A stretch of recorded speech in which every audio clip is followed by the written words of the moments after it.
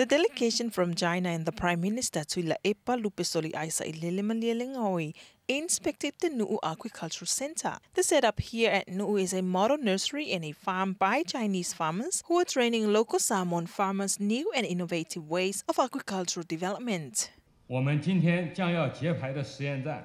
trial station we are inaugurating today is a new attempt and breakthrough based on our cooperation over the past 10 years.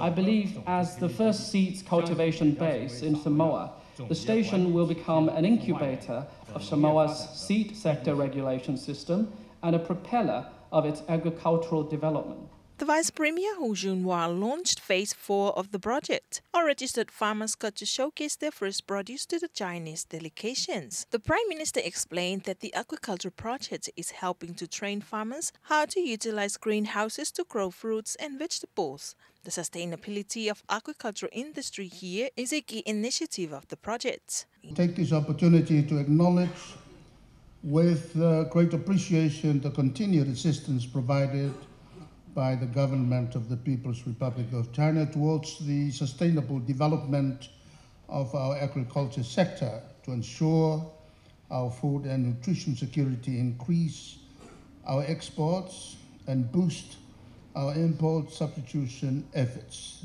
The contribution of this project to our economy and the livelihoods of the people of Samoa, particularly our farmers and communities, is key.